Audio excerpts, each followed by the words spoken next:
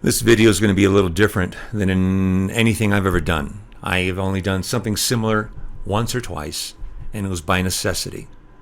This is because of what happened to me a few days ago in prayer. And I'm not going to explain what happened to me in prayer, but it is what prompted me to come here and explain to you a few things that I know none of you have any idea that's even happening or going on. I'm going to give you testimony as to how this goes. And if you hear my testimony, again, there's some things in here I've never talked about. Some of it's going to be pretty shocking to some of you. I've always been of the opinion, I mean, if I don't have to talk about certain things that aren't really necessarily uplifting, right? If it's not a message, I don't generally like talking about my personal life. But this is going to be testimony, and I need you to have some sort of framework to understand today. So we're going to go back a little bit. My entire life, I've always had a company. I was a mild-mannered businessman by day, and by night I'd be in the ministry kind of thing. Kind of a joke there. Anyway, I was able to do both.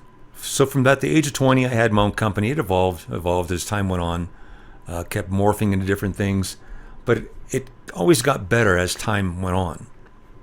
I went from like plateau to plateau to plateau, but I was also a giver. I gave at one point quite some time, years giving 30% of my income, and it was snowballing in the sense of how much money I would reap, what I would reap in terms of what I would sow and what I would get back. So I was a firm believer and never saw what was coming my way, because I only saw one side of the table. I know why God kept me having my own company, because I never worked for anybody unless I was like in my early teens. But He allowed me to have, and I always thought that's the way it'd be, that I'd be able to have my own company and work the ministry, right? Never just full-time ministry, just a little bit of both. And when you're that way, life is so much easier. At least it was for me. You know, you want to do something, you do it because you choose to. You know, whatever you're doing for economic gain, it's up to you. You want a raise, you go to the boss, you say, give me a raise. In my case, I was the boss. I just sell more or give myself a raise or just make things happen because I could make things happen. And things really happened, but I knew to give and then I'd reap. At one point, started around 2004, 2005, my sowing wasn't reaping anymore. Oh, I still had a major harvest to work with. I mean, in early 2001, 2, 3, and 4, so forth. I mean, I could call up the bank. I had so much money, I didn't know what to do with it. I had over $1 million in the bank. I thought, and it's my money. Well, I could figure out what. You start getting that much money, life kind of starts changing a little bit. But it was all, I gave a lot of money, folks, okay? I knew how to give to charities. Some of you talk about when I make money. You learn to give 30% of your money, 20%, 10%. Some of you don't even give a dime. You know, you don't give anything to charity or to churches, and that's a fact. Usually who you complain about when I want to charge for a book, and you're the ones that don't give anything. Ooh, I'm stirring the devil up on that. I can tell that. In any case, I was a giver, and I gave, I think at one point in a couple-year process, I gave like about $500,000 just sowing. But at 2004 and 5, I saw my company start to go down, so I started trying to take matters into my own hands. I didn't know what God was wanting from me, but I knew I liked having my own company, and I thought, well, if I can't move God's hand by giving 30%, excuse me, I'm going to start giving away things that were personal, things that were the desires of my heart, things that I had worked for, and I was finally able to reap. Again, the amount and I know how to give, folks. In fact, you're going to hear some of the extremities to where I could take things. I went to my former pastor, Lauren Sanford. Some of you know he's passed away. He was my former pastor. I went to him and I thought, the things that mean much to me will move God's hand. Not that 30% of my income wasn't enough, but I thought I really got to move them because things were getting.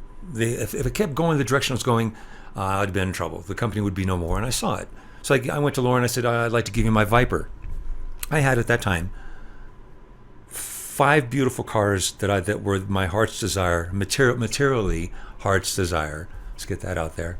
Things that I wanted materially that I could enjoy. One was a monster Jeep, wouldn't fit in the garage.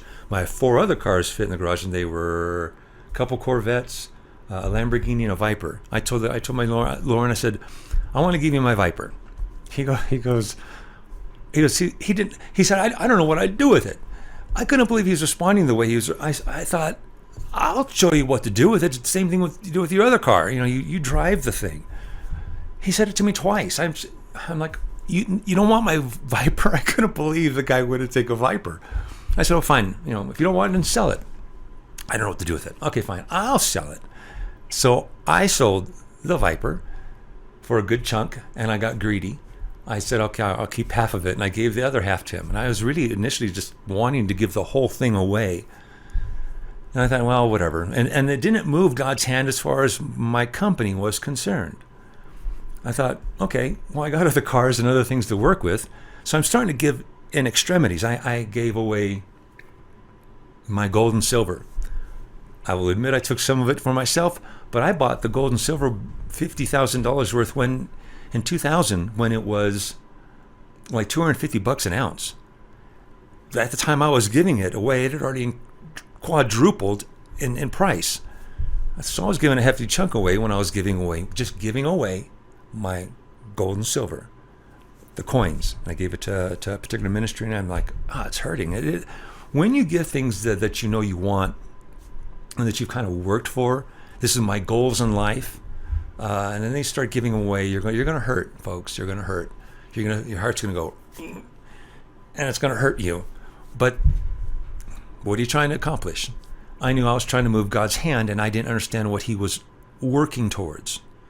In the end, he was working towards this. Not necessarily YouTube, though that was a part of it. Is a part of it. He wanted to get me in the ministry, but I couldn't see it.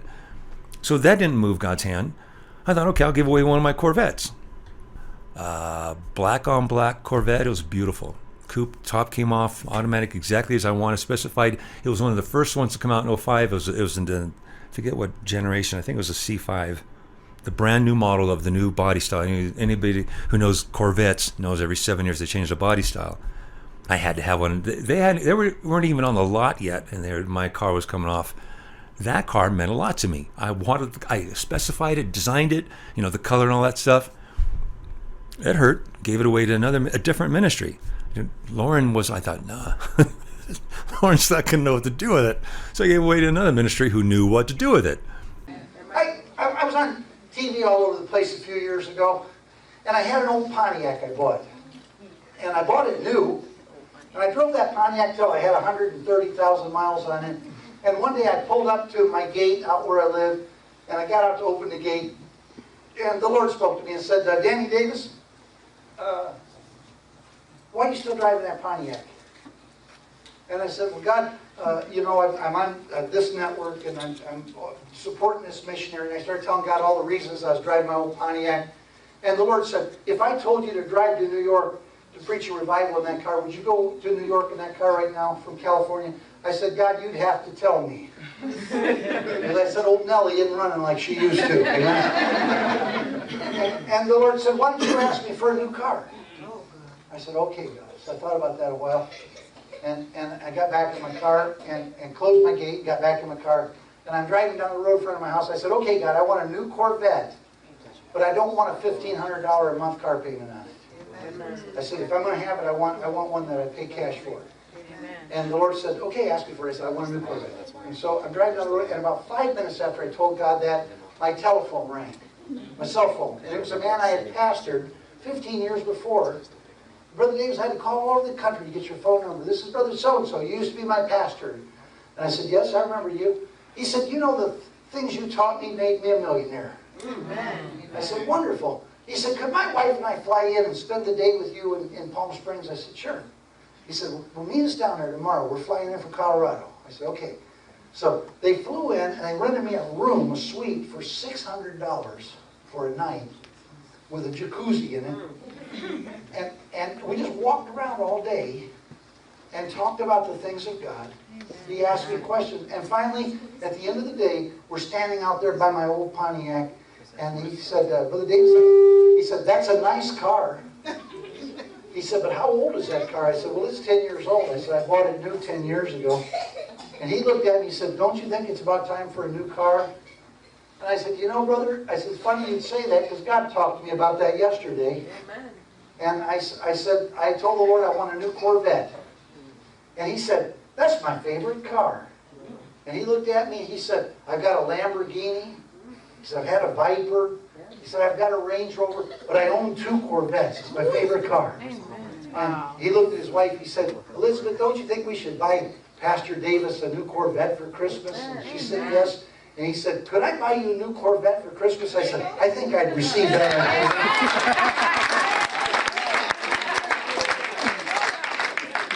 And so December rolled around, and he wanted to show me a house he bought up on the coast in California. And I drove over to see the house, and after we had lunch, we're standing in this beautiful house overlooking the ocean and in Morro Bay, California. He said, Brother Davis, there's a gift for you down in the garage. And he handed me the fob to a new Corvette. Amen. And I went down in the garage. There's a new black on black leather interior Corvette down there. And he said, Merry Christmas. And he stuck $1,000 in my top pocket. He said, you may need a little gas money. And he handed me $1,000. And I drove away from Morro Bay, California in a brand new Corvette without a car payment, just like I asked God.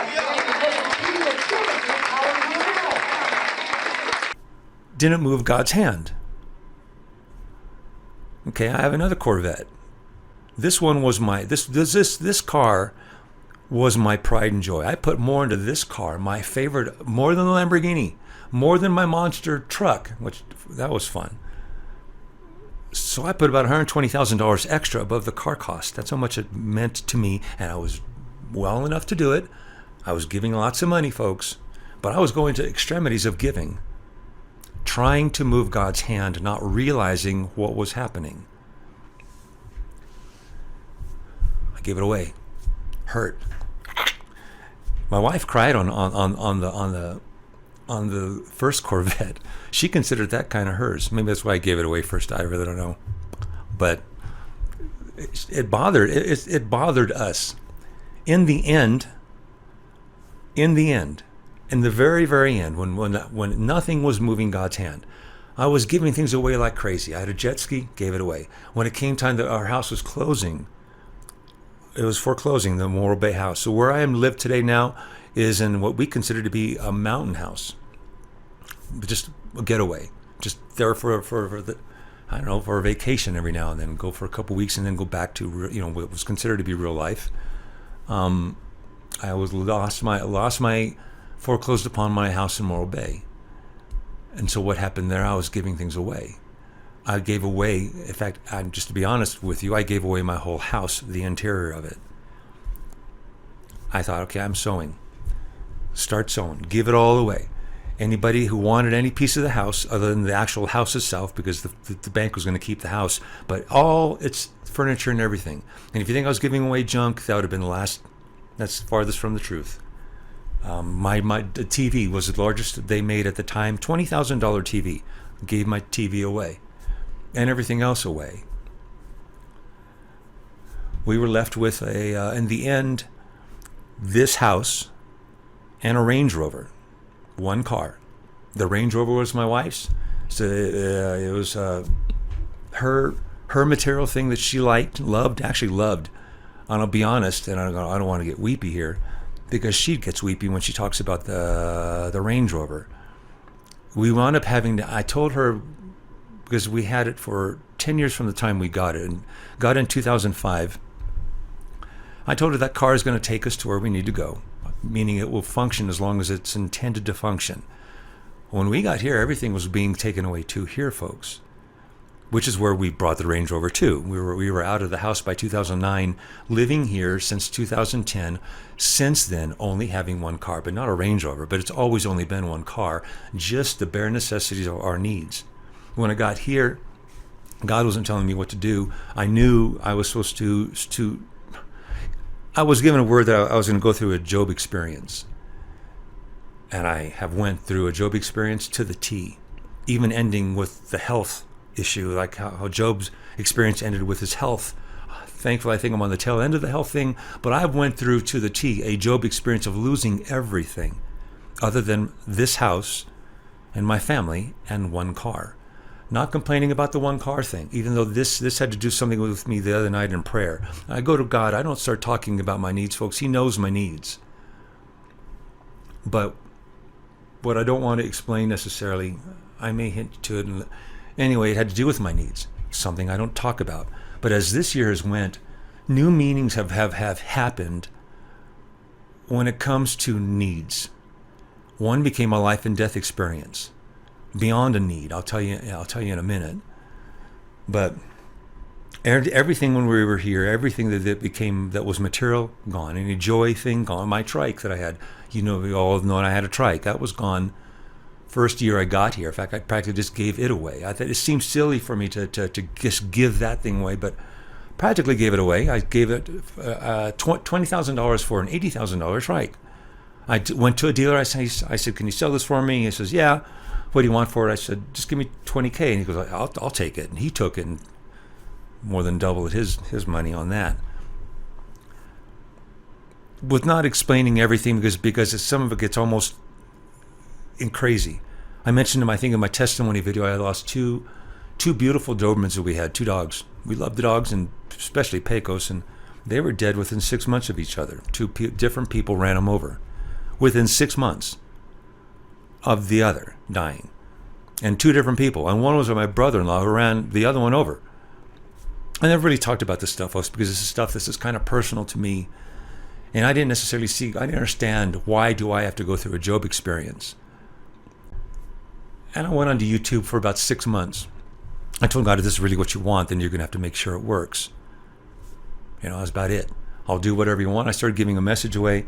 Started talking about a book, The Graph, this book. And it came time that I needed to give it out. And I gave it out. I had been building up the idea of the book. 24 hours later, after I announced the book, there was 20 sales. 20 sales. Okay, God, excuse me. 20 sales. Even if I was to have 20 sales a day, which it would do, and it dwindled. I can't live on 20 sales a day. Some of you don't know. When I start mentioning these books, some of you will say, "You're getting rich, Steve." Do you know how much it takes? How many of these? This book takes 150 to 200 to take care of 1 month's worth of bills. Did you know that? Now, I have not sold 150 to 200 of this book. That's what makes it even worse. We sold 100 of this companion. My wife was, when she first said, the companion's out, you start making some, you're kind of supplementing your income, which is just basically taking care of our needs. That's all I asked God. Just take care of our needs. I said, it is a poor business decision if it takes, this one took me 6 months to write, to not even make 1 month's worth of income. That's bad business. You work 6 months to only make one month worth of income, you're going to go out of business pretty quick. Same thing happened with this. This was the beginning of me solidifying my argument with God about YouTube. I don't think I've ever told this to anybody except maybe the Raven, which just sort of had to do with him. Some of you know who the Raven is, or at least you know about the Raven. I don't ever say who the Raven is, and he doesn't want to be talked about. 20 sales into it, the next day later, I'm on my knees, I'm saying, God, okay, you want me here, 20 sales ain't going to cut it. 20 sales a day ain't going to cut it, and it's just not, it's barely going to barely make it, just forget it. You told me that this is where you wanted me, so I'll get on my knees, and I hadn't been tithing in a while. This is something that people would probably yell at me for. I had come to learn, tithing, it doesn't matter if you're going through a Job experience. What do I mean by that? All the prayer and all the tithing, you'd like to give, all the sowing, expecting a harvest. When God told Satan, you can have everything that Job has, up to his life even. And he went through everything he had, and then he got sick, and then he could make him as sick as you like, just don't kill him. That was a good one. I assure you, Once God gave Satan permission to take everything, Satan had permission from God. You can't rebuke God's okay. If Job knew to keep giving, okay, so I'm going to give my way out of this. I'm going to pray my way out of this. You might be able to pray your way, but you cannot reap until that which was given to Satan, in this case, everything he had, Satan was allowed to take everything he had. So you can rebuke all you want. Satan was given permission by God to take everything. I didn't realize that until I was going through it. Finally realized no matter how much I gave, I was just giving. Now, I will eventually have a harvest. I'm at the very end of my Job experience, I can tell, with what I've gone through health-wise, became life and death, and has been life and death that I don't talk about, don't want to talk about it. I'm going to give you a little bit here, though, in a minute, just because I think it's necessary for you guys to know, but it's not stuff I talk about. So, in a nutshell, didn't matter what I gave. You can sow all you want during the experience, but you're not going to reap until Satan gets everything he wants, or was allowed to take, is a better way of saying it. God doesn't go back on his word, folks. If he says Satan can have it all, Satan gets to have it all. So rebuke him all day long. God supersedes it. Anyway, so that's a hard lesson I learned. I'm on my knees, and I hadn't tithed in a while, and I had the thought, give. So I got up and I gave $100. It's about all I had, really, too. Got back on my knees. Within 2 minutes, an email came. Within 2 minutes. I probably want to say 30 seconds, but I don't want to lie. But I can say within 2 minutes, an email came, and it was $1,000. And that was the big kicker right there. Because I talked to the Raven who did this. I said, if it had been any other figure, if it had been $1,200, $1,100, $1,500, $750, any other figure other than the 1,000 on the mark, I wouldn't have looked at that, or I would have probably scrutinized, was that God? Because I gave 100, and then I got a 100-fold return. 100 reaped me 1,000. Some people might say, well, it's only 10-fold return. Hey, it's kind of the way the Bible talks about that as being a 100-fold return. But it really is only about 10-fold. But it's still the same. I'm going to get off into the giving thing. I got back on my knees. I said, okay, thank you for answering me. Thank you for this providing, because it wasn't in the book sales. And it's never been the book sales, folks. I'll tell you something I'm going to open up to. We put this up 3 weeks ago. There's been 70 sales. I did this took me 9 months to do, 8 months, 9 months, something like that, through pain and suffering, a lot of pain and suffering to make this book. And I believe half of why I went through what I've gone through is because of this book and the revelations behind it. But that's the way it goes. I'm not complaining. I'm not. You don't hear me complain. And you don't hear about my needs. I had mentioned before about a vehicle that I call a boat, rust bucket. It's a rust bucket. It sits on our driveway. It's got 2 flat tires, doesn't run. It's just pathetic. I should pay somebody to take the thing away. I had thought one time when I had mentioned this rust bucket, of this boat that I call it, I thought somebody might catch a burden for it. I never really complained about it, though, other than that's my complaint. I thought someone will catch a burden, they'll help us with a second car. You guys hear me, listen to me. It came down when it came to only having one car, as we've had for the last 12 years. It was more like an inconvenience. Like, who takes priority here? You know, who's going to get the car? Well, who needs it most, kind of stuff. This year, as opposed to an inconvenience, and I know most people have 2 cars. Some people, we had been making 1 car work until this year. I still only have 1 car. Just want to let you know. My wife knew, well, I think she sensed what was about to happen, because she'd never said this to me before like this. I had medicine coming in. It was injectables, so it had to be overnighted, and it couldn't be in the box more than 2 days. So we said, you can't deliver it to our mountain house. You got to deliver it to Denver, which is where Elizabeth has her family. So we picked it there. They did the overnight. The day she's leaving, she's saying, you know, I don't know that I want to go. I don't think I should go, kind of thing. Go. Just go. Everything's going to be fine. And I've rehashed this in my head several times. Why didn't God? Because God, I think her little antennas were going up. You know, spiritual antennas were saying something was wrong. Something's wrong. I shouldn't go. Something's going to be wrong. I didn't think that way. What's going to happen anyway?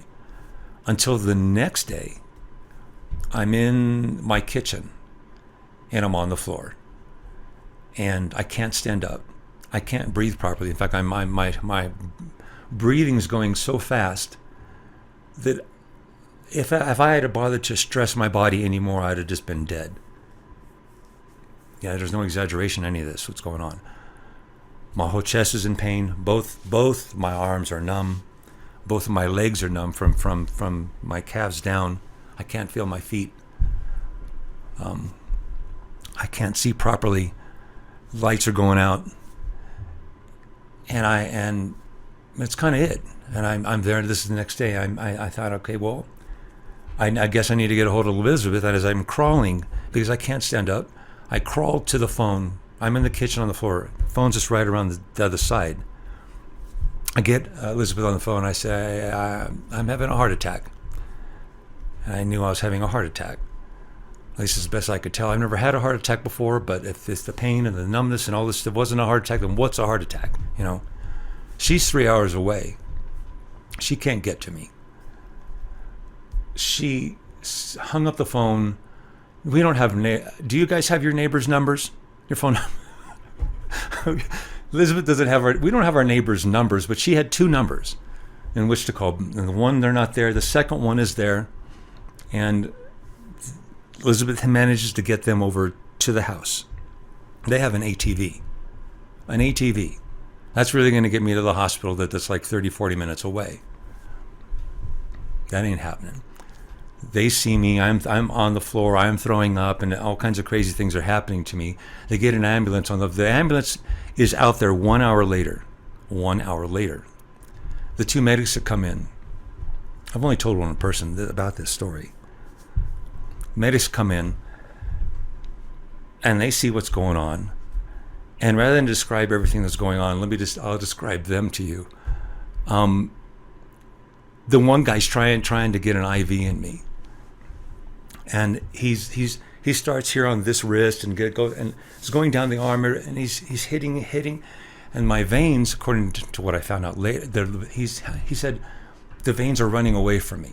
I was dehydrated. I had been throwing up. You know, there's nothing left in me. There's no hydration, so my veins are disappearing on him.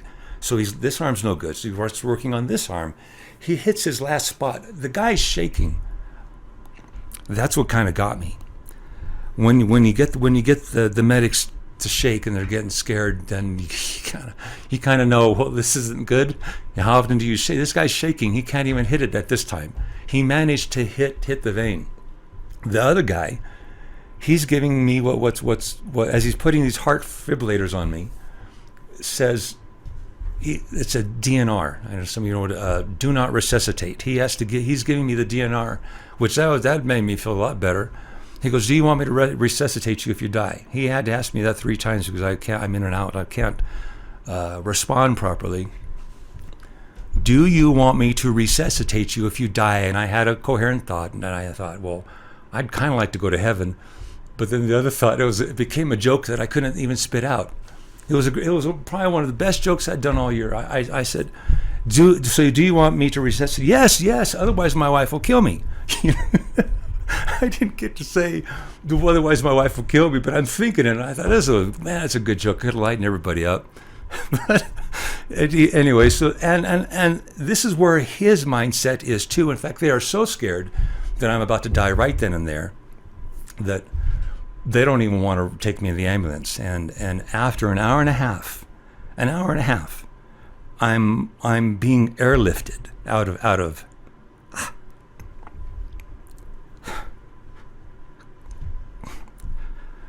I made it an hour and a half, where I should have been dead, if you really want to know. They thought I was there, and I probably should have been there, but I'm going to attribute it to all your guys' prayers. I'm going to attribute it to God's mercy. And I got to see a second vehicle being more than a necessity. Really, it became a life and death scenario. If I had had a vehicle there, I mean, she's not going to put me in the back of the back of an ATV. If there had been a car there, they could have got me in the car and they could have drove me in 30 to 40 minutes later. I'd have been in care. and I'd have been taken care of then. But God managed to keep me to where I could get it, and they got me stabilized. Obviously, they got me stabilized.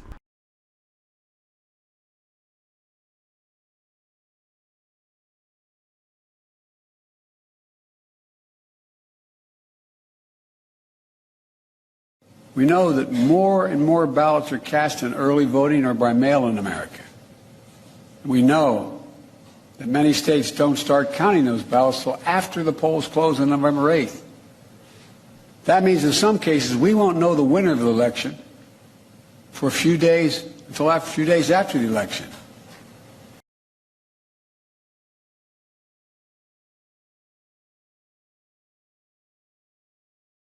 They are not going to lose control. Until next time, take care and God bless.